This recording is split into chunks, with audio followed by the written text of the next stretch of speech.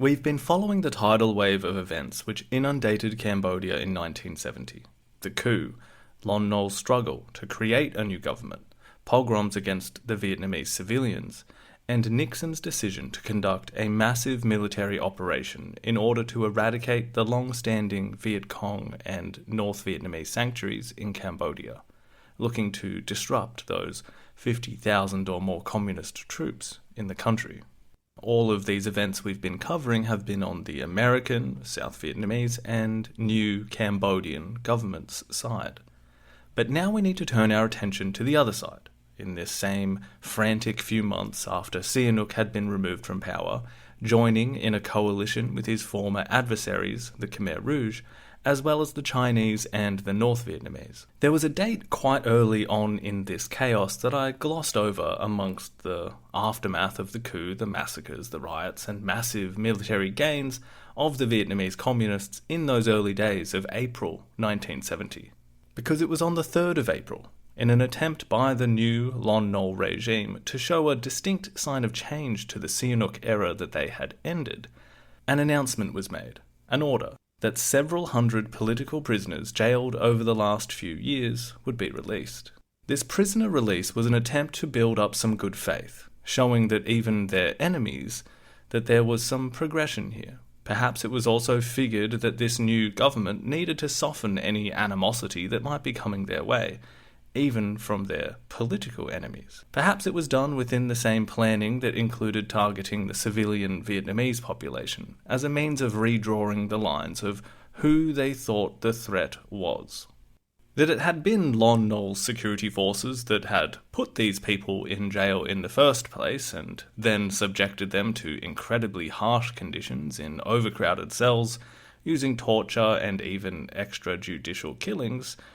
Well, to be fair, this was under the overall direction of Sihanouk, who was more than happy to utilise these aspects of his formerly trusted right-hand man, as and when they suited Sihanouk's own administration of the country. But those subjected to the cudgel of Cambodia's police had ranged from just engaging in peaceful protest, but there were many of those who were arrested that were actively engaged, card-carrying members of the Communist Party of Kampuchea. Some of those that were released by this order were sufficiently impressed by the idea of a new administration emerging and caught up in a wave of euphoria and optimism that many of the urbanites of Phnom Penh had felt when Sihanouk was deposed.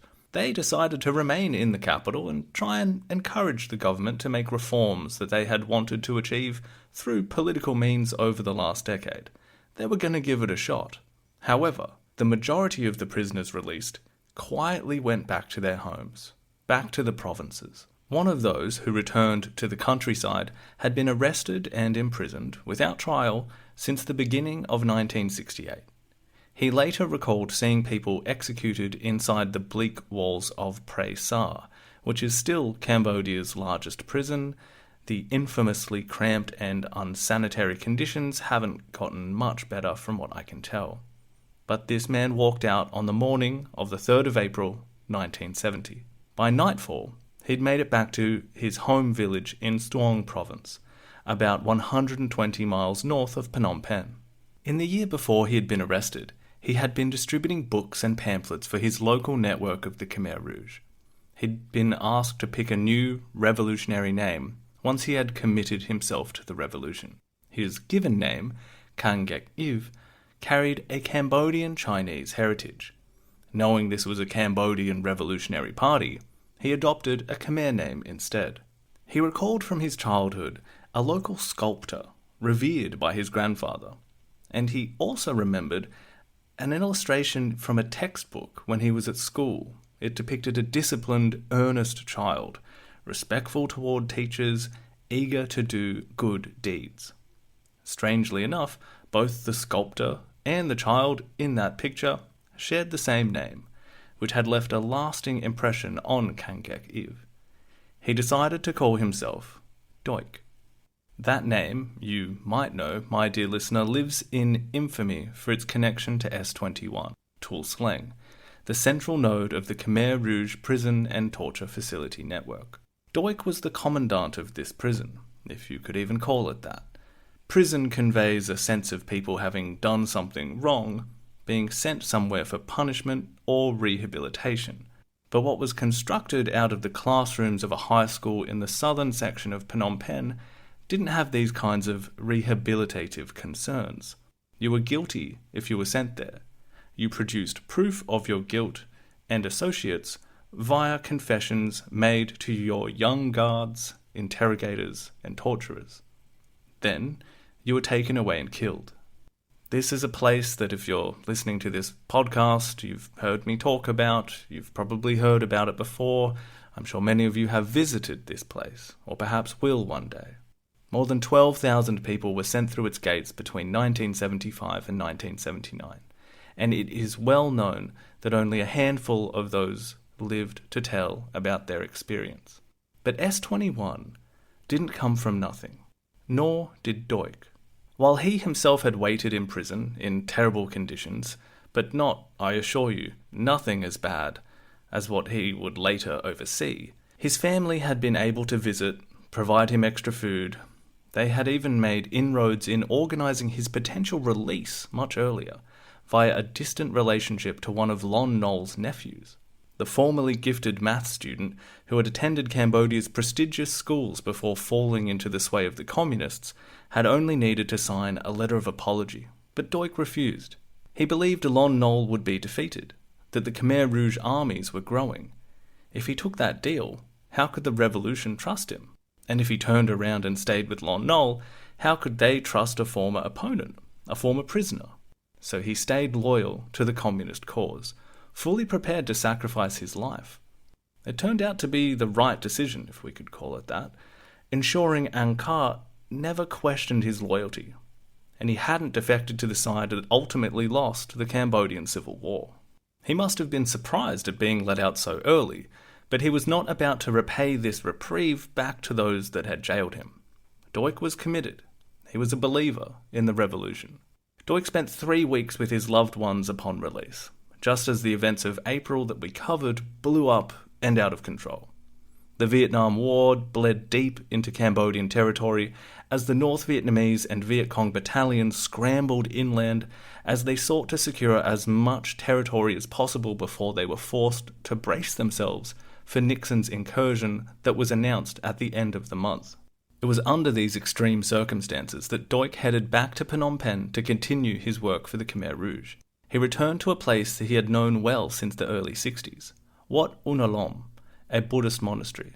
Built in the 15th century and noticeable for its rose-coloured walls by the waterfront near Sisowath Quay, you might even recall that it had been hit in the accidental US bombing of Phnom Penh during the Second World War, the fatal and shocking event that had led a young monk named Tu Samut to flee to the border, joining the Vietnamese communists, eventually becoming one of the first leaders of the Cambodian communist movement. But that was 25 years ago. Now, Duch, in the day, carried out what he called his revolutionary activities, and at night he stayed in the monastery. He had known the head monk very well, thought of him as a father figure, one that had threatened to throttle him once he found out about his political activities, but they'd remained close. But despite Duch's deep connection to Buddhism, his communist ideology was more prominent in his mind. He attempted to entice monks to join the revolution, and told friends that religion was a blood-sucking leech. By August of 1970, Duch was permitted to join the revolutionaries in the Ko Tom area of Kandal province, roughly 30 miles south, one of many zones slipping out of government control in the aftermath of the coup. For months, the Vietnamese communists had taken control of huge areas of territory. Recall that crescent moon shape descending from the east.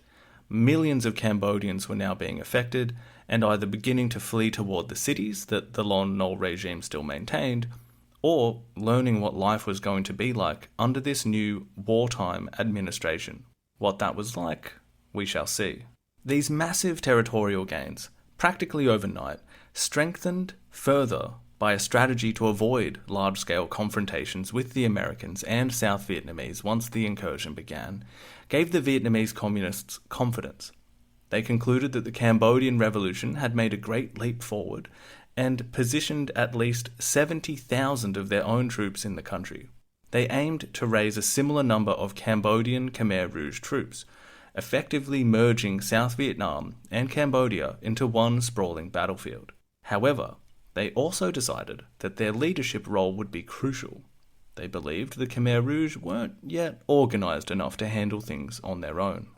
The Lon Nol government was in no position to fight this war, hence their own pleading to the world for assistance, even if it had to begrudgingly come from the South Vietnamese, or, as we saw, in whatever the US would muster to relieve the pressure on an almost imminent collapse.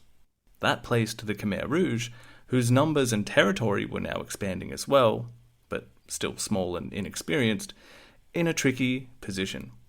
They had to administer these newly liberated areas. This wasn't the remote, isolated terrain of Ratanakiri, with a few scattered jungle camps.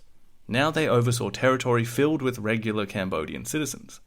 Taking on the monopoly on violence, the power of the state to enforce laws through force, meant identifying and dealing with enemies, maintaining internal discipline, and above all, figuring out how to coexist, or not, with their Vietnamese comrades. Complicating matters further were the more than 1,500 Cambodians who had been living in Hanoi since the end of the war with the French, the Khmer Viet Minh, trained and ready to join the revolutionary struggle. The equivalent of the Vietnamese bringing with them their own contractors to work in the business, who they would attempt to place into administrative and management roles. For the Communist Party of Kampuchea, they felt the need to embrace this new set of circumstances, what they had been patiently waiting for since Pol Pot had fled to the jungles way back at the start of 1963. But they also knew they needed to be cautious. They were like a spider inching out from its web, paranoid about their own survival and prepared to cut down anyone perceived as a threat. It was in response to these unstable new wartime circumstances that Duch was told to move from Kandal province to the Khmer Rouge stronghold in the southwest zone, under the leadership of Ta Mok, a man who would later become one of the most feared Khmer Rouge commanders. Mok had a background intertwined with the Buddhist order as well. He spent time as a monk in his late teens before joining the Isarak freedom fighters. Much like Pol Pot, he rose quickly through the Khmer Rouge ranks. By the time of the coup, he was well established as the authority in the southwest, long an area resistant to government control. We last saw him struggling to keep the armed struggle alive following the declaration of war by Pol Pot and the Standing Committee at the start of 1968, around the same time Duch had been arrested. Duch was summoned to Am Liang in the southwest. It's about 60 miles west of Phnom Penh, a beautiful part of the country. Initially, his role was similar to a kind of policing function, rooting out enemies and enforcing party rules. But in July 1971, he was tasked with commanding a new prison, a security centre in the Khmer Rouge's stronghold, dedicated to interrogating suspected spies or enemies of the Khmer Rouge. They called it M13, which, if I look at some very old notes I made during some translating work that I was not at all qualified to do, I wrote down somewhere that this relates to the Khmer word munti, meaning office or camp, so Office 13. And there, on a rather innocuous bend in a river just east of Tamar Kop village, in a clearing of sparse trees, the blueprint for S21 emerged. But instead of classrooms cleared of their chairs and tables, or makeshift brick divisions built into cramped cells within their walls, the imprisonment at M13 was much more rustic. Wooden shacks on the ground, or indeed trenches dug into the earth, would suffice as the prison's walls and cells. Over the next 4 years, while civil war raged and Khmer Rouge forces extended their reach, more and more spies and traitors were flushed out in the so-called liberated zones. Crude torture by teenage recruits and systematic executions became standard practice. Duch and his cadres refined the techniques that would later define S21 after the final victory in 1975. And just like M13 acted as the precursor for what the Khmer Rouge went on to create in the classrooms of Tuol Sleng High School, so too did many other circumstances of their later rule take form in these early years of the Civil War. their paranoia, their obsession with finding spies, their distrust of the Vietnamese communists, and anyone associated with them, as well as perhaps one of the most defining features of what we now call the Khmer Rouge regime. Their willingness to kill anyone who deviated from their political line, not just imprison, not just re-educate, the chilling phrase employed by numerous socialist regimes in the 20th century before them, but to simply smash, to literally obliterate their perceived enemies. This impulse, this instinct, was on full display as early as 1971, 4 years before the collapse of the Lon Nol regime, years before the US carpet bombing would render huge areas of Cambodia as if it was the surface of the moon. So how did that happen? What mixture of circumstances brought this together? And how does Pol Pot lean into this new exponential growth of the revolutionary movement in Cambodia? How do they begin fighting this war?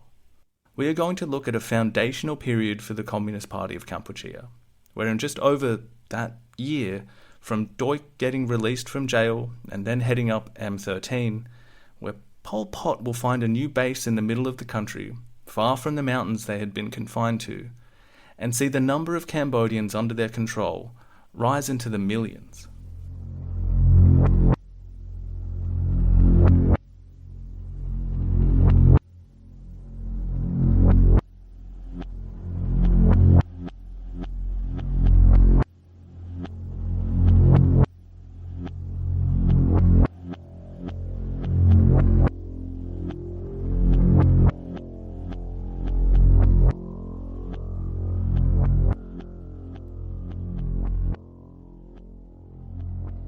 Okay everyone, welcome back. Good to be here with you. As you can tell, in this episode we're going to shift perspectives and cover these next few months from the Cambodian communist side. In other words, we'll look at the same April, May, June 1970 stretch we covered from Lon Nol's viewpoint, plus the American decision to sort of clear those sanctuaries. But now we'll see how the Khmer Rouge handled these upended circumstances, pushing onward to about mid-1971. I've brought us into this story through Duch's release from prison, bookending it with him being entrusted to head up M13. That arc spans from April 1970 to July 1971, but I realise we haven't fully caught up with Saloth Sar, who was in Beijing when Sihanouk arrived, quietly working in the background to organise the National Front that was officially going to challenge Lon Nol. That's the National United Front of Kampuchea, FUNK, which aimed to set up a Royal Government of National Union of Kampuchea, GRUNC. Yes, the acronyms are back and they're full on until about 1998. So don't worry too much, we'll take it slow on that front. So let's start there, back in April, and follow Saloth Sar as he begins the long journey home to Cambodia during an incredibly turbulent time. The main thing to keep in mind, our big piece of context from the last two episodes, is that almost immediately after the coup was declared, and once Sihanouk publicly appealed for Cambodians to join the resistance, the Vietnamese communist armies began expanding westward. The Lon Nol forces quickly retreated in the face of a more powerful enemy, setting up a scenario that was crucial not just for the Vietnamese, but for the Khmer Rouge as well. So, at the beginning of April, Saloth Sar leaves Beijing, having organised the role of his Communist Party of Kampuchea, CPK, in the new coalition with Sihanouk, but keeping his leadership secret from him, who believes that the so-called three ghosts, the former leftist politicians in his government, Khieu Samphan, Hu Nim, Hu Yuan, were in charge of the movement. These guys were the kind of archetypal Khmer Rouges that Sihanouk had in mind when coming up with the phrase in the first place. Though, in fact, they were merely a screen to keep the real core leadership hidden, and were actually still held with a degree of suspicion by Saloth Sar, Nuon Chea, Son Sen, Vorn Vet, Sao Pim, and Ta Mok, the so-called Standing Committee, the highest-ranking members of the party. So by the start of April, Sar leaves Beijing for Hanoi, where he had been prior to the events of the coup. Remember, he had gone there to request weapons from the North Vietnamese because his armed struggle, declared at the beginning of 1968, as I mentioned earlier, was really struggling. By the beginning of 1970, they were seriously, apart from a few enclaves across the country, really, not doing too well. the revolution waged with empty hands, as he had put it. Le Duan had refused this military support in no uncertain terms. No weapons, no direct support. The leader of the Vietnamese Workers' Party had actually wanted the fighting toned down completely so it wouldn't interfere with and complicate their own objectives in South Vietnam, where, as we know, Sihanouk was a big part of keeping that fragile balance in line. These conversations and the subsequent discussions, once he was back in Hanoi, were recorded from Sar's perspective in his 1978 book, Livre Noir, the Black Book, which we've referenced before. It's a very subjective take on Vietnam from a Khmer Rouge perspective. It's steeped in centuries-long grievances and conspiratorial theories, an attempt to call attention to the aggression of Cambodia's eastern neighbour, and written while the Khmer Rouge were at war with the Vietnamese. Essentially, Pol Pot frames the coup as a major setback for the Viet Cong and North Vietnamese. They were suddenly vulnerable to attacks from the rear, reliant on their Cambodian bases, and, according to Pol's not entirely reliable figures, they had 80,000 wounded Vietnamese soldiers in hospitals along the border. He recalls a meeting with Le Duan, Pham Van Dong, Vo Nguyen Giap, and other key leaders. Pol claims that this time they were suddenly pouring out friendly words and warm embraces, what he describes as a complete 180 from before. In his telling, the Vietnamese realised they needed the Khmer Rouge to keep their supply lines and bases in Cambodia viable. Pol's main message is a self-aggrandizing one, a kind of, oh, well, look who needs who now. Quote, before the coup, everything done by the CPK was condemned by the Vietnamese. Now, anything the CPK did was correct and praiseworthy. End quote. He takes it a step further, saying they owed the Khmer Rouge and were terrified the CPK might refuse to help. He reads it as the Vietnamese scheming to dominate Cambodia, already planning to swallow it once they weathered this crisis. Keep in mind that this is being written in 1978 amid a full-blown war with Vietnam, so any statements must be viewed as part truth, part paranoia, and part revisionist history. Still, it's clear that at least an embryonic version of this suspicion was present back in 1970, beneath the polite smiles during these official talks. This is most apparent when Sar wrote, quote, their plan was placing Kampuchea under their domination. The Vietnamese were not only satisfied with the help and assistance of Kampuchea for their survival, but they already thought that, once out of danger, they would swallow Kampuchea. Even at the moment when they had to face their greatest difficulties, they persisted in concocting all kinds of manoeuvres to sate this ambition. End quote. Again, I want to emphasize that this is Pol Pot's reading of events, and if nothing else, he was a liar. But the mindset here that he is describing was pervasive throughout the leadership of his movement.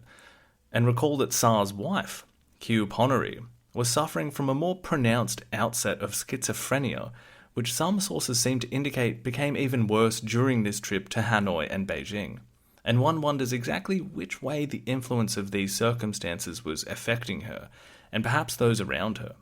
An outburst over, say, a glass of water that her husband was about to drink, because she had been sure that Vietnamese spies were attempting to murder them. Was this an expression of fears already baked into her psyche, or a reflection of the psychology that some within the Khmer Rouge had toward their erstwhile comrades? In a section titled, The Vietnamese Manoeuvres Toward the Delegation of the CPK on its Passing Through in the Vietnamese Territory, which is, I'm not sure if that translates better in French or Khmer, anyway, meaning how things transpired on their way from Beijing and eventually back to Cambodia via Hanoi. In Pol Pot's book, he claims that the Vietnamese were more concerned about controlling Cambodia than actually liberating South Vietnam. And that's pretty absurd on its face, but there is an angle of looking at that where you see some truth to Vietnam's immediate need to secure a territory inside Cambodia. Losing it would cripple their war effort next door. Similarly, a quick and total victory over the new Lon Nol government by the communist Vietnamese would have made the whole of Cambodia a staging ground for attacks against South Vietnam, as opposed to just a few sanctuaries on the border. This eventuality was one of the concerns that had forced Nixon's hand in actually ordering the incursion by the end of April. So Cambodia was very important to the Communist Vietnamese. It's also not surprising that Le Duan offered 5,000 rifles to the CPK in exchange for joint commands, a potential sweetener to ensure Vietnamese oversight of the Khmer forces that they were going to train. From Pol Pot's perspective, this was a red flag. He'd been part of the Khmer Viet Minh in 1953 and witnessed firsthand how the Vietnamese sidelined Cambodian communists. Joint command had merely meant Vietnamese command of Cambodian troops. Now he worried that history was repeating, that the CPK's aims and autonomy would be swallowed up by Vietnam's ambitions. Meanwhile, on the ground in Cambodia, the Vietnamese communists had already made moves to take advantage of the chaos following the coup, and the realization of joint command was being treated as a fait accompli. Within a week of the coup, Nguyen Chea, acting deputy in Pol's absence, had been approached by Vietnamese commanders in the East Zone. They'd offered joint military actions, pushing for immediate cooperation, with the insinuation that they were going to be expanding with or without Khmer Rouge tagging along. Given that the advice that Pol had given Nguyen Chea before he left was, take any possible chances to get more territory as part of their armed struggle that they had been engaged in, he felt forced to accept this, although he apparently tried to keep this limited until Pol had returned. A little bit like being forced into a sale or something, like while your manager is out of the office and you don't really feel confident in making a big decision, but what are you going to do? Nguyen Chea telegrammed Pol in Hanoi explaining what was going on. However, in the Black Book, Pol claims that he was crucially only shown the second page of Nguyen Chea's telegram, the bit saying that the joint commands had been agreed to, which he took as a deliberate attempt to force his hand. Like someone having already delivered the item to your house and saying, well, it's been signed off by someone, so you kind of have to pay for it and keep it. Whether this is a reflection of real events or Pol's later spin on what happened is hard to say, but the theme of having figured out the Vietnamese underhanded attempts to trick them is littered throughout his writing and narrative. And it wasn't just Nguyen Chea who was receiving these kinds of offers. Pol also wrote that while he was still in Hanoi, the Vietnamese military commanders were reaching out to other zone leaders, like Ieng Sary and Son Sen in the northeast, in Rattanakory, which had been their most secure area until this point. The way he explains this implies that these high-ranking members of the party were approached in a way that implied that Pol had already signed off on these joint commands, even though that wasn't the case. In this case, Pol provides some extra details, saying that this love bomb included an offer of a 200-bed hospital unit, complete with cooks, which he sarcastically references in the Black Book as an indication that, quote, the Vietnamese even wanted to teach us how to cook rice. And I know that there are at least a few cultural barriers for us outsiders to assess here, but I'm sure we can all relate on some level to this kind of thing. A mother-in-law's subtle dig at cooking, or a foreigner explaining they've had a better version of a national dish back home. We get it. And I hope I'm not stepping out of line here, but I can imagine the idea of rice not being prepared well enough being a particular sore point in this cultural context.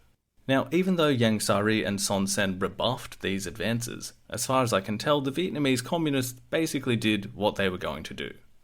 You'll recall, my dear listener, that in the weeks after the coup, the time we're talking about, whole provinces were falling out of reach of the new Cambodian government, across the country, not just in the east. In May, perhaps the most significant addition to these dominoes of territory followed suit. Angkor, the very symbol of Khmer nationalism, fell into the hands of the coalition to liberate Cambodia.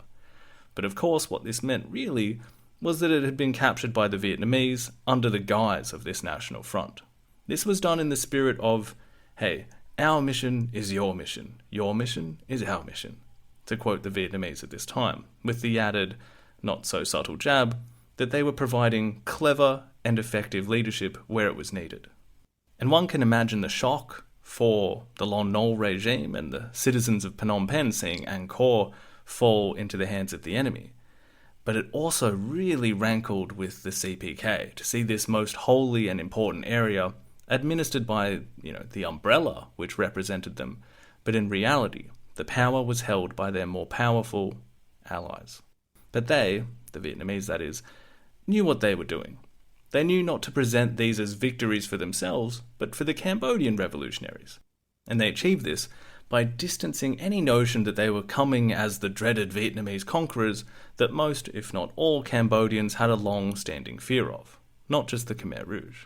So how did they achieve this? Well, Ben Kiernan notes in How Pol Pot Came to Power that thousands of armed propaganda teams roamed the countryside in places that had been vacated militarily by the Lon Nol government. They presented themselves as primarily agents to bring Sihanouk back to power and to fight against US imperialism, which, given Lon Nol's necessary acquisition of help from the Americans, became a very easy picture to paint. They even established new administrative bodies in these areas, following the programs they had established in South Vietnam since the late 1950s, or even further back in the war with the French. Elections were held in areas to appoint new village and sub-district chiefs, I suppose the equivalent of dismissing your local council or town board and appointing locals into these positions. Now, obviously most of the people that might have traditionally put their hands up to volunteer for such a position had already fled to the cities. If you were a local business owner or ran a plantation or something like that, once you heard the Viet Cong were coming, you would have made the very logical decision to pack your bags and head for the city, as did many locals who feared either Vietnamese rule generally or any kind of communist reorganization. Usually those left over who were looking to fill these positions were, first and foremost, Sihanoukist nationalists, if they weren't already associated with some kind of network of the Khmer Rouge. And once again, we see the impact of having Sihanouk as this mirage, this figurehead of the coalition, where all of this recruitment of this organization, of this winning over of a vast majority of people in the countryside, was not being done in the name of communism at all, but rather via the power that the former king still had over their culture and lives. And when combined with the abject terror that was caused by the widespread bombing that was being handed out by the United States, even though it was not completely over the whole countryside at this point, again, this is a very easy picture to paint in the minds of these locals.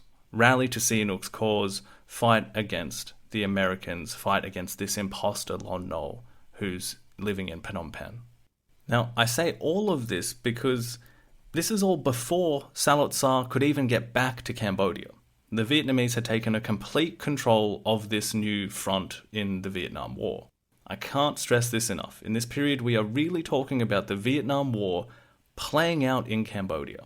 And by that I mean it is Viet Cong and North Vietnamese battalions fighting South Vietnamese or Lon Nol troops, or really fighting no one at all and simply taking over large amounts of territory, which, in their words, would be then transferred over to the local Khmer Rouge at an unspecified date.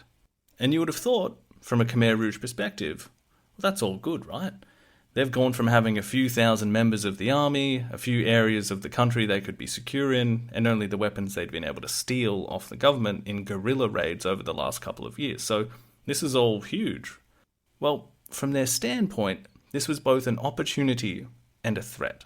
What if this just ended up like it did after the Geneva Accords 15 years prior, with the Vietnamese going back to Vietnam, content with what they had won in the war, and the Khmer Rouge, still relatively weak, were left to defend themselves against whatever was left in Cambodia?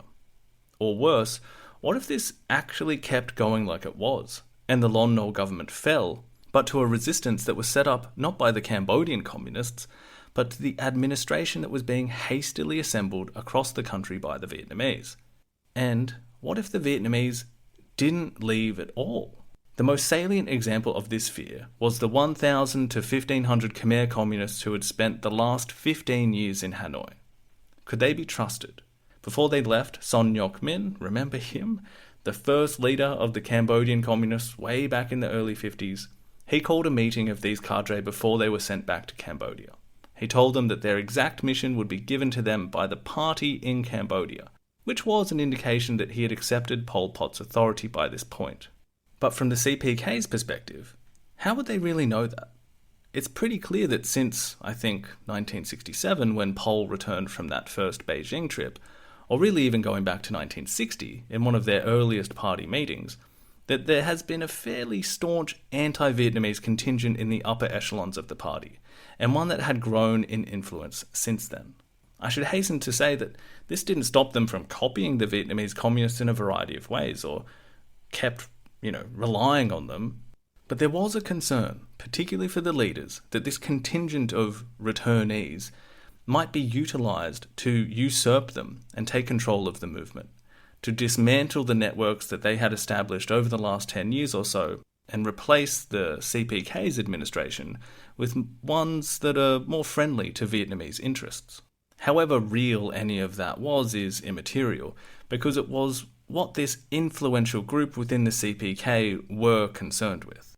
This culminated in the suspicion on behalf of Pol, and what he wrote about in the Black Book, about what he felt were Vietnamese communist attempts to, quote, secretly organise a parallel state power and a secretly organised parallel army in Cambodia. So what does he mean by that? Well, the state power, that's kind of what we've been talking about, right? If you start setting up the administrative bodies in villages and districts and sub-districts, even if you are doing so with local Cambodians, it would be easy to make the case to say, well, who and what is that being set up for? Where does the CPK's apparatus fit into that, etc., etc.? And the same goes for this other facet of this idea that they were setting up an army as well. And Pol bases that on, those 5,000 rifles that he was promised by Le Duan. Well, he says they never received a single one, and that the Vietnamese instead armed, quote, adventurers, bandits, delinquents, former soldiers or policemen dismissed by Lon Nol's regime, end quote. He goes on to say that this was mostly achieved in the East Zone, where soldiers were Cambodian, but the cadre were Vietnamese. On top of this, Pol claims that a military training school was also secretly opened by the Vietnamese during this time, again in the East Zone. So what was the real intent behind these activities?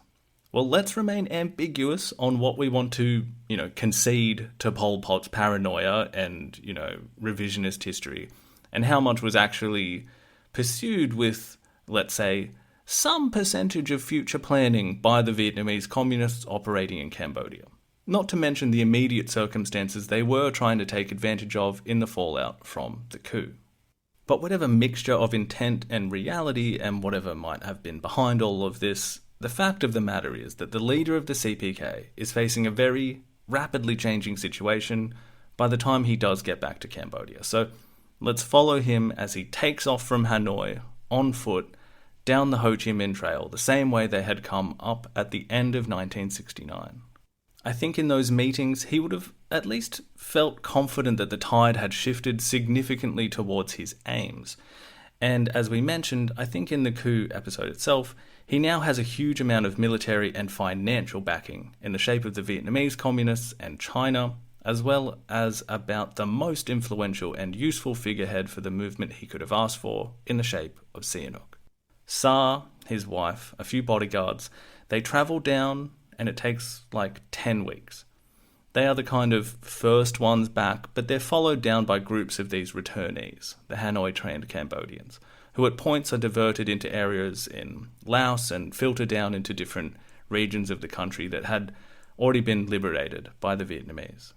It should be mentioned that, well, we are talking about this journey occurring at around early to mid-April, so they're getting back late June and into July. So a significant amount of that journey is occurring during the American incursion and was, needless to say, quite a dangerous time. It was not uncommon for some of these returnees to not make it. I've seen some estimates in the sources here to say up to a third of them didn't make it from, disease and bombing.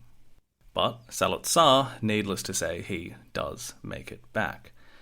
Arriving at a jungle encampment in Ratanakiri in June, they make their way to the old headquarters and stay there for 2 months organising duties and what was going to happen next. The plan was to move to a new headquarters in Kampong Tom province, in close proximity to the Chinit River. This wasn't too far away from the leader of the Northern Zone's base. His name was Khoi Thun, and he was a Central Committee member. That is the second highest leadership body in the CPK. Outside of the so-called Standing Committee, which is the top guys, including Pol and Nuon Chea, etc. Khoi Thun had also been announced as the Vice Minister of the Economy for the shadow coalition government that we talked about, the GRUNC. I'm highlighting him because his name will come up again quite a bit later, but back to Sar. So they're moving to this new headquarters, right? Now, the location alone is pretty telling, right? Just a few months after the coup, things have advanced so quickly that the headquarters of the CPK can now safely be relocated away from, the hills and jungles of the furthest away reaches of the country to the plains of Kampong Tom in central Cambodia, east of the Tonle Sap, the Great Lake. This is like moving your base from, Alaska to West Virginia. Is that a reasonable comparison, American listeners? I'm sure there is a lot of nuance there that I'm not aware of, but the point I'm trying to make is that they're much more confidently existing in Cambodia now, in a more central location, closer to where the seat of power is in the country, and are far more, capable of communicating now.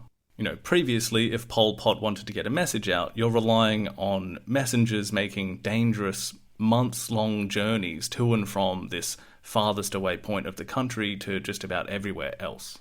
Naturally, that lends itself to a higher degree of centralized control over the functions of the lower rungs of the party leadership and these zones that the party had divided the administration into. And it is along the lines of this new shift that Sar announces a kind of personal change to reflect the new stage that his revolution was heading into. On the eve of descending from the mountains into the lowlands, an event with symbolic resonance in Khmer culture, kind of like a man emerging from a rite of passage up in the jungles and now returning imbued with wisdom. He's more potent. But now, how much this was being consciously tapped into is hard to say, much like a lot of the background Buddhist themes that seem to find echoes in Khmer Rouge propaganda and policy. But anyway, Sar makes this notable announcement. According to Philip Short, Sar declared, "Now we're going down to the plains. Today, we will all change our names. I will no longer be Pauk. From now on, I will call myself Pol." End quote. He also gave new names to his closest followers. Later, he'd extend this name he'd given himself to Pol Pot, following a custom of adding an extra syllable, like another example of this is how another member, Vaughan, became Vaughan Vet. Short goes on to say that no one actually knows why he chose the name Pol Pot, nor if it actually has a meaning behind that name. He does offer a couple of his own theories, though. It could be a reference to an ancient group of slaves to the royal family during the Angkorian period, the Pols. This might have been Sar's reference to his new relationship to Sihanouk, who was nominal head of the National Front, like he was a slave to the king again. This might have also been linked to the pseudonym he wrote under while studying in Paris when he attacked Sihanouk's policies. Back then he had chose the name Khmer Dayom, meaning original Khmer, to write under, which ironically wasn't very original. In Penny Edwards' fantastic book on the French period in Cambodia, Cambodge, she talks about the variations on this kind of naming convention that had sprung up in the editorial pages of the nationalist newspaper Nagaravata in the 30s. And Khmer Dayom was a fairly regular one from what I gather. You write in under a name that also gets your point across and conceals your identity. Another one that was commonly used in the editorial pages was Son of the Khmers, or Khmer Hereditary Slave. Think about someone writing in, giving their 2 cents on current affairs and not having to worry too much about getting a knock on the door from the police. Perhaps not much has changed today, with the equivalent thing on social media being a politically resonant screen name and a little picture of some kind of flag or whatever being the move for some people to get their point across in the modern version of the editorial pages. Anyway, moving on. I can now call Sar Pol Pot, which will be easier, and it's been on my mind because I knew this part of Short's book establishes this happening in 1970, but there were other sources that also mentioned he'd started using the name Pol earlier, so I'd always been a little bit, can I just call him Pol Pot already? And now, confidently, after this point, Saloth Sar is Pol Pot. Short exemplifies his mastery of the English language by stating that on the journey from Ratanakiri to Kampong Thom, a slow journey punctuated by the occasional American bombing, when the transmorgified Pol Pot, great word, had to look that one up, means magically or surprisingly transformed, they arrived to their destination toward the end of September. So it's been almost 6 months since he left Hanoi. A lot has gone on. He's now going to establish himself in this central location and clear up exactly what the Communist Party of Kampuchea was going to be from this point forward.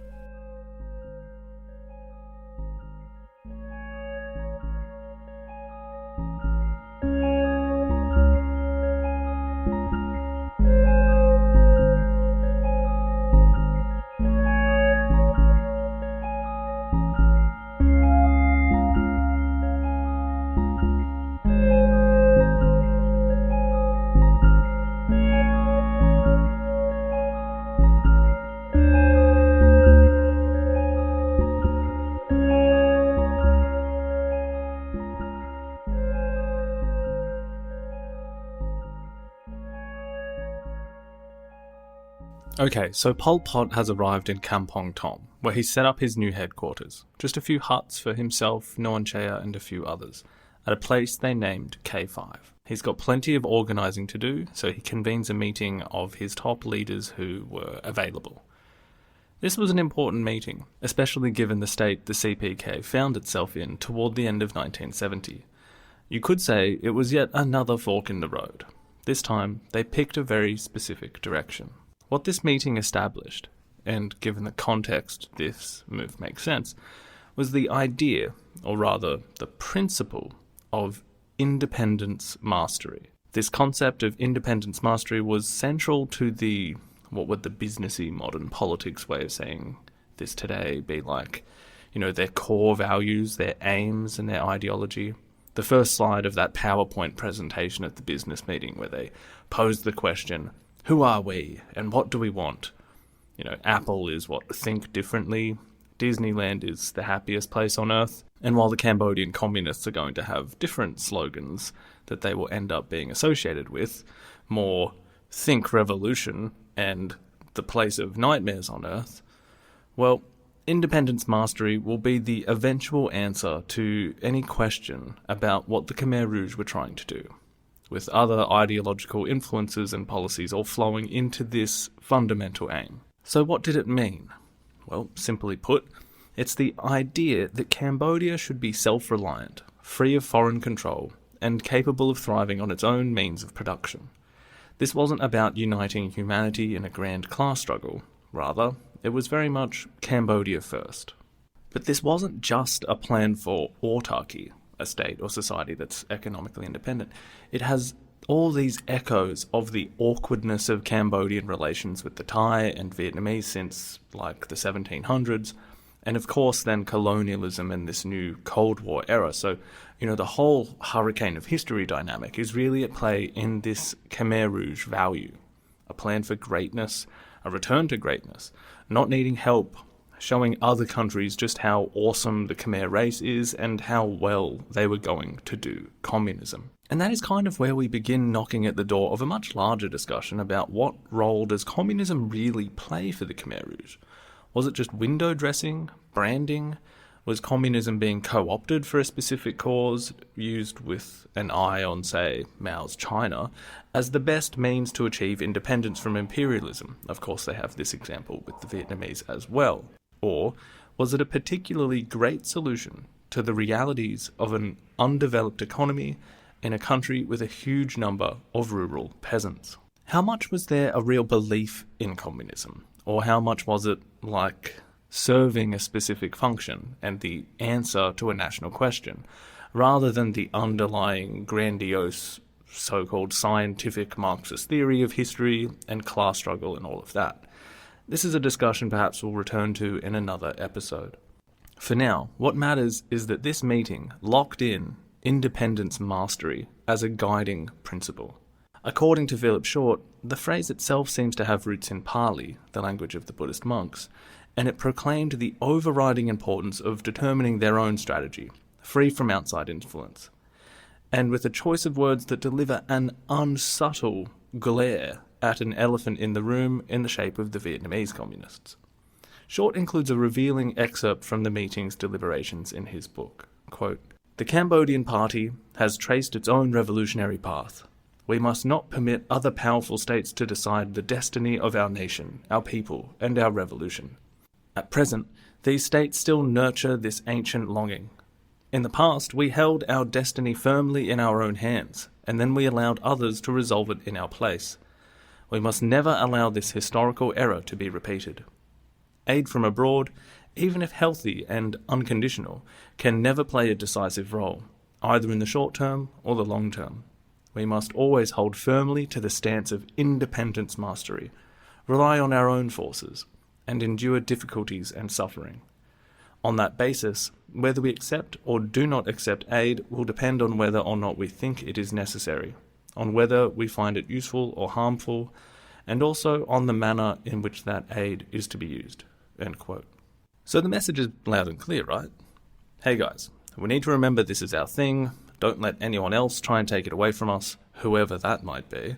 And remember that it may or may not have been those same unnamed persons who left us high and dry 15 years ago at Geneva.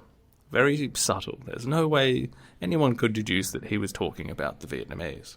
There's an underlying warning here. Don't be lured by the promise of help, because there are always strings attached. Think of the 200 hospital beds, the well-trained cadre, the guns and ammunition. Yes, we're going to take what we need, but we cannot fall into a larger trap.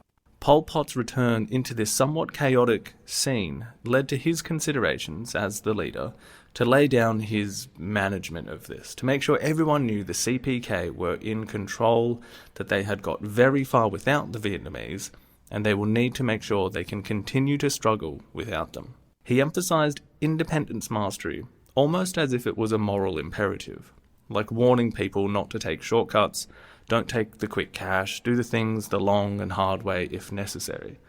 And this was all wrapped up in typical Cambodian nationalist rhetoric, with this dominant threat from Vietnam, who, as he characterizes it, want to control Cambodian land and have done for hundreds of years.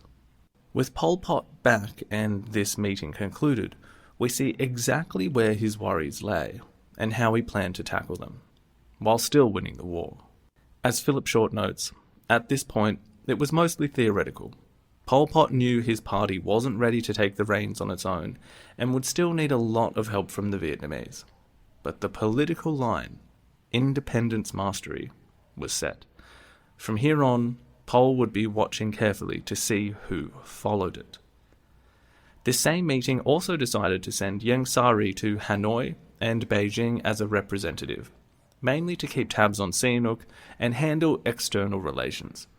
Ieng Sari, one of Pol's closest allies, would stay close to Sihanouk throughout the civil war, becoming the public face of the regime internationally, while keeping the real power structure safely hidden away. Alright, so that meeting took place in September.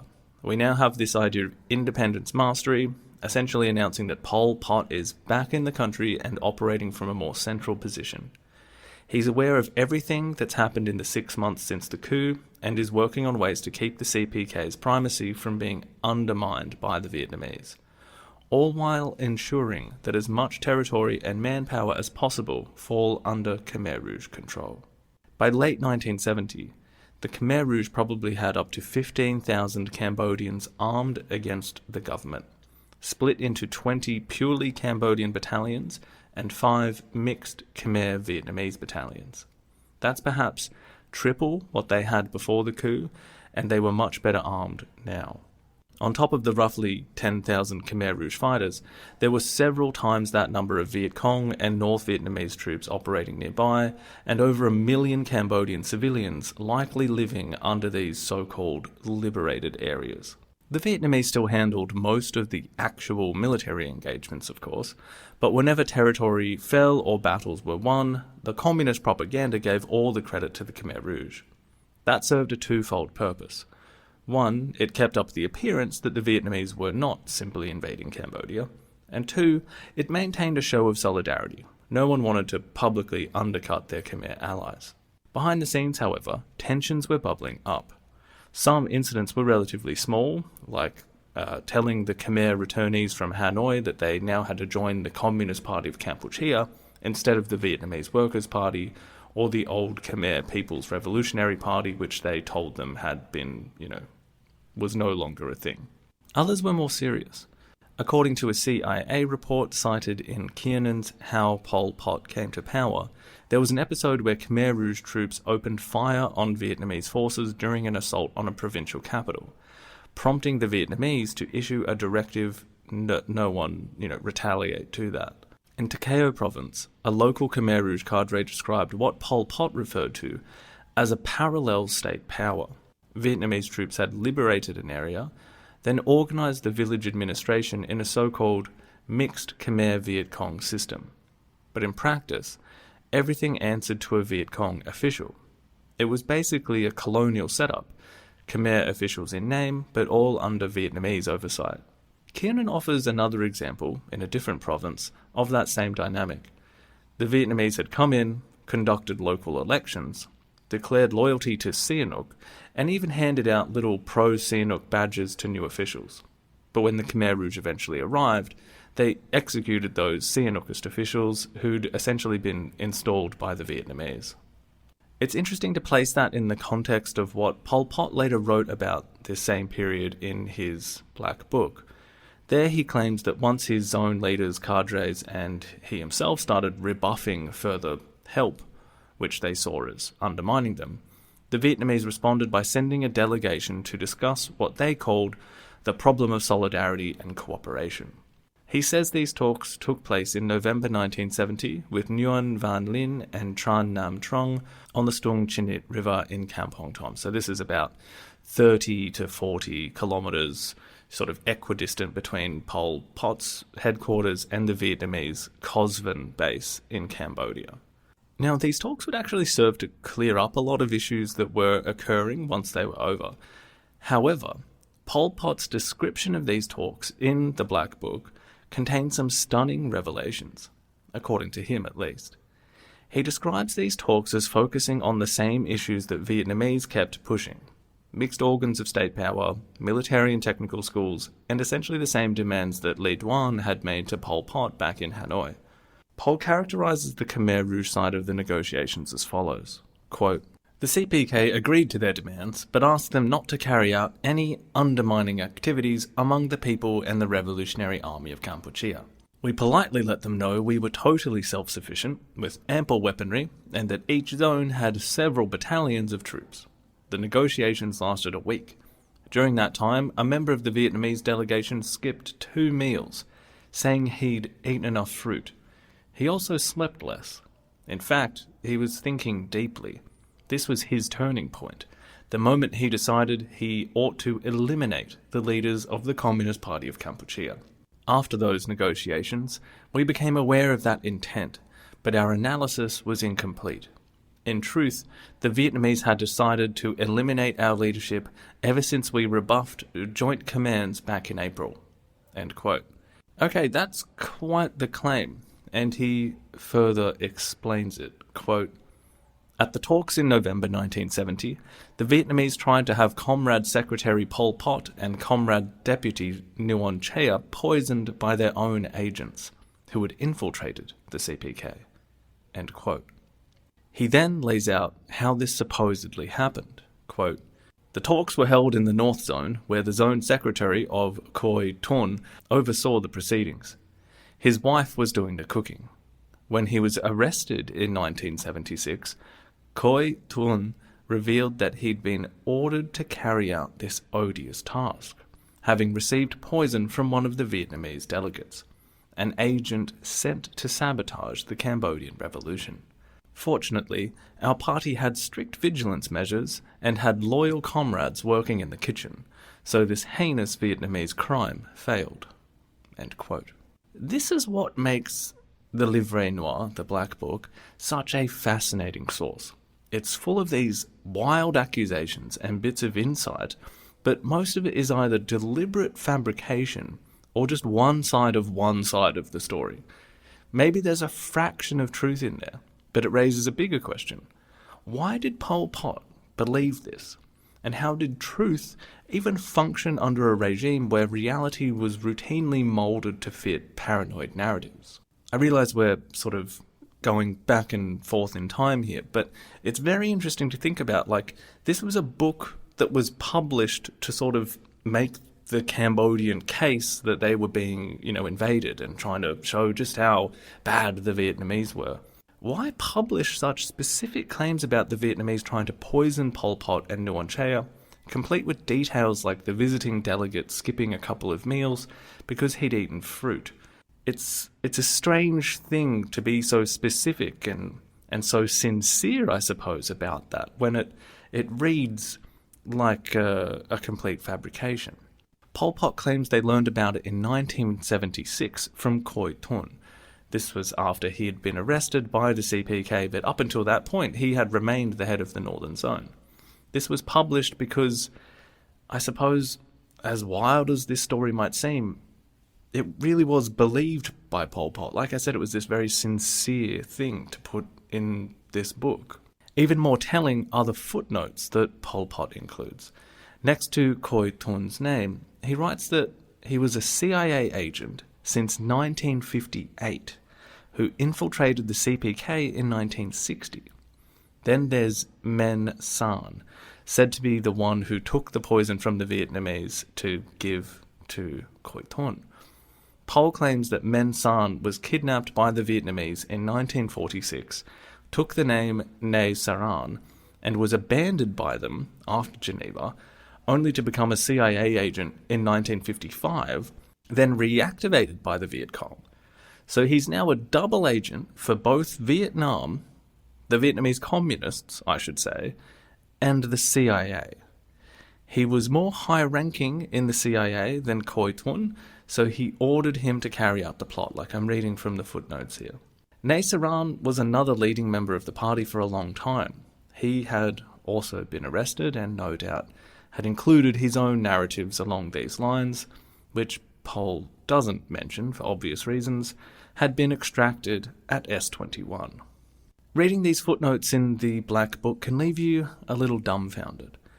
And the sad reality of it, when you look past the matter-of-fact information that Pol Pot had included and what we now know about what had happened, was that Khoi Thun had been arrested in 1976, sent to S21 in January of 1977, and he was executed in March. Probably one of the most well-known photos that still exists of Khoi Thun is on display in the Tuol Sleng Genocide Museum today, amongst headshots of thousands of others. His photo includes more. It's sort of taken a bit further back. He's sitting on a bed frame, shackled to it. He has a look on his face that's hard to describe. Compared to the few other photos that I've seen of him as a revolutionary, he had a fuller face back then. He seemed strong, like he could be a rugby player or something. Here, in the photo of him imprisoned, you can almost see how much his body and soul were defeated. He wasn't gaunt, but he seemed to be physically manifesting the resignation to his fate, that he would have full well known as soon as he was arrested. He knew what the party was, how they operated. And when you hear the details of this obviously concocted story about poison during this meeting, well, when you think about the brutal torture that needed to be inflicted on someone for long enough that they would have gone from, I don't know what you guys are talking about, I'm a loyal party member, to later, yeah, this specific person who was a spy for the CIA told me to do it, and also I'm in the CIA and have been since this specific date, and my wife was working in the kitchen on the meals, but we weren't able to succeed, and also I was doing it for the Vietnamese. If you think from going from that baseline of genuinely innocent denial to hammering out the details of a decade-long plot which culminated in this attempted assassination, well, that kind of revelation took a long time and a lot of extraction. It had to be created through torture. Khoi Thun had been a teacher. He had graduated from the prestigious Lycée Sisawat. He had been co-opted by the party operating in the schools and sponsored to become a member by Son Sen. He fled to the Marquise in the mid-1960s. This had been one of the most trusted members of the party. In 1971, he will be appointed to the Central Committee. But in 1976, he was in S21, tortured for weeks, producing hundreds of names and detailed narratives of his own and other people's treasonous behaviour. David Chandler, in Voices from S21, explains that Khoi Thun's eventual confession reads like a mirror image of the party's triumphal narrative. Every supposed plan, assassinate Pol Pot, gather forces, form rival parties, secure Thai, American, Vietnamese support, these all went nowhere. The regime remained invincible and clairvoyant, while Khoi Thun's alleged treachery just highlighted the party's strength. It becomes clear how confident and self-assured the Khmer Rouge wanted to appear, never admitting any mistakes. Meanwhile, they were utterly paranoid that all they'd built could vanish if they let their guard down for even a second. A lethal combination. Anyway, I just wanted to jump ahead briefly to show how many of the features of democratic Kampuchea, the ones we'll see later, already had their foundations laid in this period. For instance, something as small as a Vietnamese representative skipping a couple of meals, supposedly because he'd filled up on fruit, could be highlighted as crucial evidence and then woven into these coerced confessions that Pol Pot and Nguyen Chea were marked for assassination. So this is something, remember that time 6 years ago where that guy didn't eat? I think that was something, Let's circle that in red. And if you expand that logic beyond someone like Khoi Thun to include the Hanoi Returnees, or really anyone else installed by the Vietnamese in these liberated areas, or anyone even under working, for a commanding officer who had been installed like that, or who had ties to the Vietnamese, who was seen as tainted, well, you can guess what happened. Labelled spies or saboteurs, and tens of thousands weren't going to escape that fate in massive purges. And just to be clear, when I say confessions that are being made at S21, I'm using scare quotes, you know what I mean? It's not a confession. It is a narrative that was beaten, prompted, pulled, humiliated, carved, and broken out of someone who could only think of what to say to stop the fear and pain, even if that meant naming anyone they could think of, including their families. And there is this added wrinkle to that whole scenario where, like I said, Khoi Thun, he was a top Khmer Rouge leader, the guy who oversaw the ministry for wiping out enemies that was hastily set up on the same day that Phnom Penh's population was told to leave the city in 1975, where he will be in charge of organising the execution of the Lon Nol government members who had stayed in the country, and often their families. In fact, most of the people who were sent through the gates of S21 were Khmer Rouge. It was the most important prison in the country. Where do you send your most important prisoners? To extract the most important information that you can.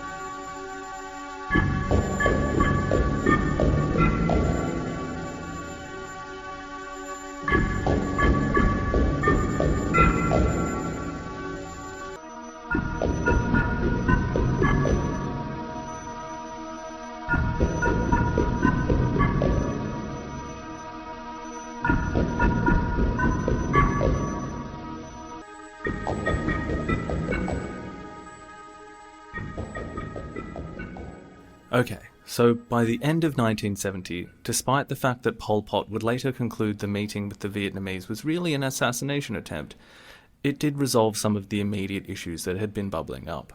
The two sides agreed that the Vietnamese would withdraw their civilian cadres from liberated areas as soon as Khmer Rouge personnel could replace them. They also agreed to expand military training programs, allowing the Khmer Rouge to conduct more of the fighting, as well as transitioning mixed battalions into purely Khmer units. Philip Short writes, quote, "After this meeting, friction between the two sides, which had led to armed clashes in the autumn of 1970, markedly declined." End quote. We have to see this in light of Pol Pot's broader objectives. He wanted to strengthen the Khmer Rouge militarily so they could eventually wage war against Lon Nol on their own, particularly once the US and North Vietnam wrapped up peace negotiations in Paris. It was a balancing act. Squeeze as much support as possible from the Vietnamese while ensuring they don't stick around or undermine the CPK's power. This meant that the Communist Party of Cambodia needed firm control over the recruits joining the cause, both in the armed forces and in the party itself. It was during this period that the CPK began focusing even more on rural peasants and farmers as the bedrock of the revolution. Admission to the party was closed to people from middle-class backgrounds. The leadership believed only poor peasants had the necessary class origins to be trusted. Meanwhile, anyone, regardless of background, could still join the Khmer Rouge army, but the party itself grew more exclusive. In Tragedy of Cambodian History, David Chandler highlights a surviving document from this era titled Strategy of Rural Policy of the Party. It proclaims, "Farmers are a source of endless strength. They can produce manpower and material power. The revolution of our country cannot proceed without their strength." The text goes on to claim that under imperialists, feudalists, and reactionary capitalists, farmers were denied basic rights like voting, reading progressive literature, or even travelling freely to earn a living. Rights which, as Chandler rightly notes, the Khmer Rouge certainly didn't go on to provide once they did gain power. He also cites a pamphlet for cadres that emphasised revolutionary will over theory or practical expertise. Kind of like saying, oh, you don't need fancy book learning to be a revolutionary. You just need the right attitude. In the Cambodian context, drawing on the Theravada Buddhist idea of Satyarama, revolutionary consciousness, which we've spoken about before, it meant focusing on mental discipline and ideological commitment above all else. We also have notes from an end of 1970 political training session, which Chandler believes foreshadowed the Khmer Rouge policies to come. He describes their language as ambiguous yet menacing, mirroring Pol Pot's later speeches during democratic Kampuchea. A standout line reads, "The immediate purpose of our movement is to destroy everything which is instrumental in suppressing our people." Another pamphlet Chandler quotes offers a Khmer Rouge definition of class as the level of people with distinctive political tendencies. Now that might sound like typical Marxist jargon, but if we distill it, it's basically saying a person's class is tied to their political identity and behaviour.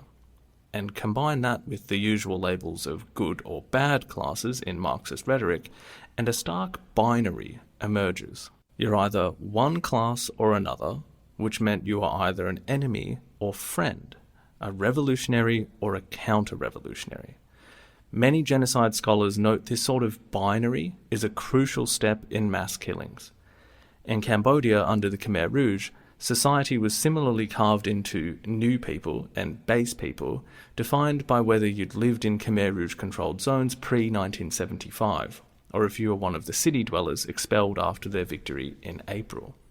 That's a textbook binary, and as we'll see, it was a major psychological step toward genocide, though in this case it was driven less by race or religion, following the actual genocide definition, than by a political in-group versus out-group mindset, crafted in the CPK's imagination and enforced by their cadres.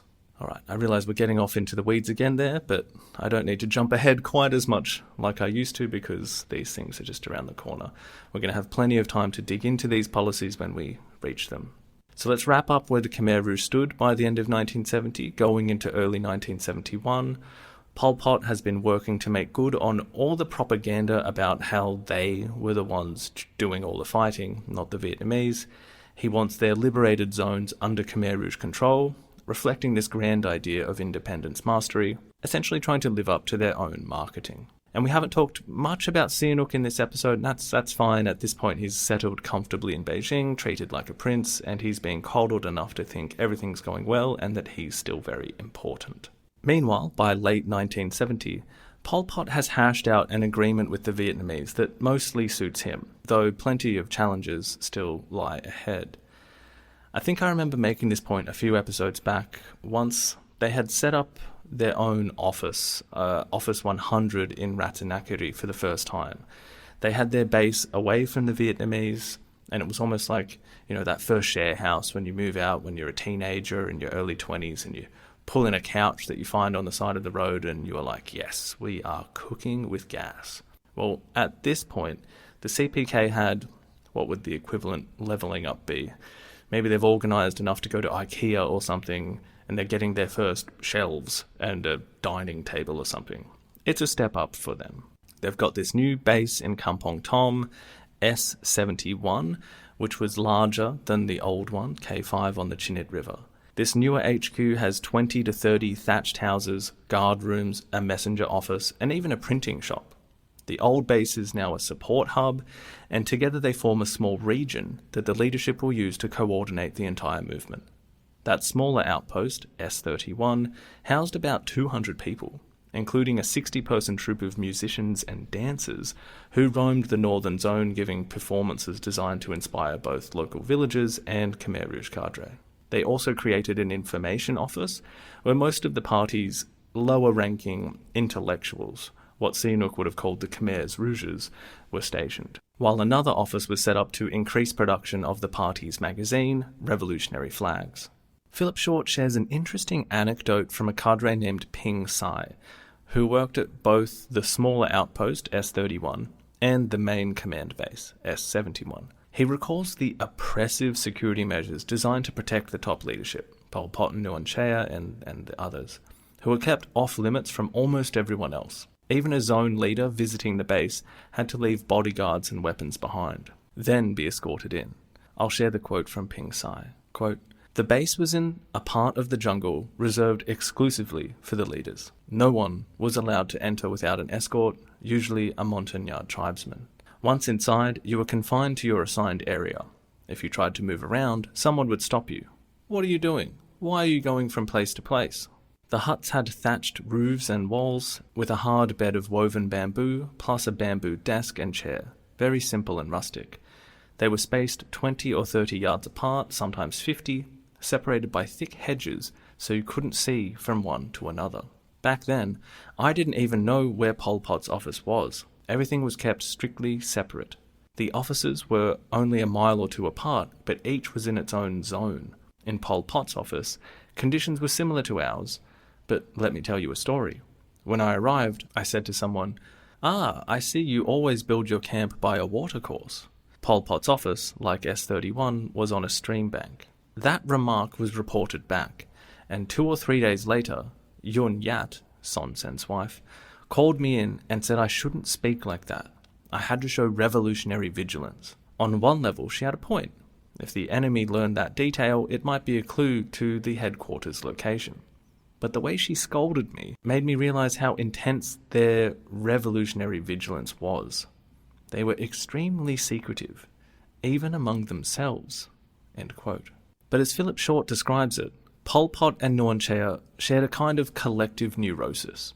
He argues that their totalitarianism and obsession with secrecy partly sprang from a belief that Cambodians in general couldn't keep secrets, which widens out to some stereotypes of Cambodians as lazy and needing to be compelled to be able to follow this revolutionary worldview. Meaning, a society would need to be developed which mitigated any of these supposedly negative traits. Short writes, quote, "It was this perception that the intrinsic flaws of the Cambodian people could only be overcome by absolute discipline and secrecy, enforced ruthlessly at every level, that laid the groundwork for the totalitarian regime the Khmer Rouge would later impose." End quote. And that kind of relates to what we were talking about before, right? This contradiction between this belief in essentially the racial superiority of the Khmer, of their greatness, and therefore how amazing their revolution was going to be, but also this insecurity that seemed to be baked into the need for this revolutionary vanguard, the Communist Party of Kampuchea, to pull the entire country into the utopian dream they had, by whatever measures they needed to use. The results of which meant that they had to fiercely indoctrinate members of the party and the army, and soon whole populations that were under their control, which, midway through 1971, was probably close to 3 million Cambodians. And so we see this almost monastic discipline within the party, something uniquely Cambodian, woven into a communist framework that had borrowed a mishmash of elements from elsewhere. For instance, the naming conventions for all these places, K5, S31, S71, M100, that was a Vietnamese system, passed on to the Khmer Rouge by their mentors. Another example is the whole notion of Brother Number 1 or Brother Number 2, which apparently came from Ho Chi Minh's practice of choosing aliases for his Politburo members decades earlier. It was rooted in the Vietnamese family model, which had siblings referred to by birth order. According to Philip Short, when Saloth Sar visited Hanoi in 1965, the Vietnamese addressed him as An Hai, first brother, signifying him as the eldest of the Cambodian revolutionary family. The Khmers adopted this system, calling Sar Bang Ti Moi, brother number 1, and Nuon Chea as brother number 2. Short also points out that the Orwellian ring of brother number 1, like Big Brother in 1984, comes mostly from its English translation and understanding. In Khmer, it sounds commonplace and even reassuring, more like a typical family nickname in East Asia than an ominous authoritarian title. Okay, anyway, as we move into 1971, Lon Nol's government is basically secure only in the towns and their immediate outskirts, as well as Phnom Penh. Bombing has intensified since July 1970 because the incursion from the Americans and the South Vietnamese didn't destroy Cosvin, as we saw in the last episode, as the Americans had hoped, and now the Viet Cong and the North Vietnamese army are pretty much everywhere in the Cambodian countryside. When Lon Nol realised he wouldn't be getting the kind of on-the-ground US support the South Vietnamese had got, he essentially broke down crying in front of Alexander Haig, Nixon's chief of staff, who was visiting the country. But still, the Americans could bomb, and Lon Nol went along with that strategy. We'll dive deeper into this in the next episode, but they also tried a major offensive against the communists now that their army had ballooned from 30,000 when the war began to 150,000. This was called Chen La 1, named after the ancient pre-Angkorian state. Again, we'll discuss this more in the next episode. But for now, just note that the Khmer Rouge kept growing stronger, but they had to bide their time. This leads us to a series of CPK meetings, or party congresses, which brought the entire organisation together to map out a strategy. At one such gathering, they announced a new central committee, doubling its size from before. They hadn't all met together since 1966, by the way. Notably, none of the Hanoi returnees were admitted, reaffirming that no matter how well trained these people were, the party didn't trust them. They also officially renamed themselves the Communist Party of Kampuchea, a name secretly adopted back in 1967 but never publicly used. Outside the party, they would remain known simply as ANCAR, the organisation, and the Standing Committee at the top also expanded, so it included Pol Pot Nuon Chea, of course, as well as Sao Pim, Yang Sari, Vaughan Vet, Ta Mok, and Son Sen. Cadres back in the respective zones across the country were given a number of booklets that were produced at the Congress, and these set out resolutions on the economy, production cooperatives, elimination of exploitation, markets, things about culture, social action, military campaigning, and party statutes. Again, imagine this, in a big business conference context, and you've got PowerPoints about the fall quarter and new techniques for sales, and we're going to use a new operating system on the computers and a new email system, a new way to reach more customers. I kind of see it like that. It's really setting an agenda. However, what this really amounted to was the conduct of how the revolution was going to be carried out and it even laid out the collectivization of land, moving people out of the towns, and expelling Vietnamese troops. So we are getting what was essentially the plan for democratic Kampuchea that will be installed across the nation in 1975. Interestingly, in how Pol Pot came to power, Ben Kiernan suggests some members, some of the intellectuals like Hu Nim and Hu Yon, along with Eastern Zone leader Sao Pim, actually pushed back on some of these extreme ideas. They preferred what was called mutual aid teams, a Maoist concept where smaller groups of farmers pooled labour and resources rather than having giant collectives run by the state. They also questioned, getting rid of markets entirely. Of course, pushing back might have been noted, but the general sentiment at the Congress was that things were going well, so why not just trust the leadership that had got them this far? Still, some of these dissenters' doubts would definitely be remembered and come back to haunt them. By the middle of 1971, things were going very well for the Khmer Rouge. In fact, you could argue that the political war was already lost by Lon Nol. The countryside was largely out of the hands of the government, and while the Vietnamese had liberated all that territory, the process was now underway to hand it over to the Khmer Rouge. They were indoctrinating the local population and preparing to institute some of the revolutionary plans that would develop into these aims that were laid out in the 1971 Party Congress. Cadres were urged to speak in a friendly manner, to show them what a good revolutionary was, and to distinguish themselves from the Lon Nol regime and their soldiers who were being portrayed as imperialist lackeys of the US, whose bombs were destroying their livelihoods and killing their family members. It was also a time when these binaries between friend and foe, revolutionary and counter-revolutionary, became more defined. One of the cadres who was involved in fighting the war explained what this meant for the realities of fighting the war. Quote, "Our side had orders never to be taken alive by the enemy, and we treated them the same. We didn't take prisoners. It was a merciless struggle. We need to draw a clear line between ourselves and the enemy."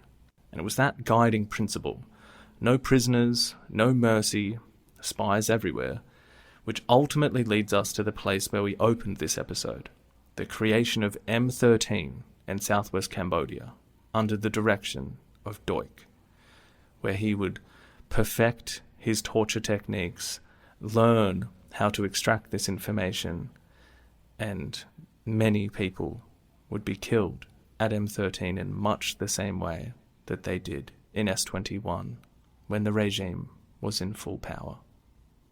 We'll see that next time. Thank you so much for listening. This is Lachlan Peters, and in the shadows of Utopia, goodbye.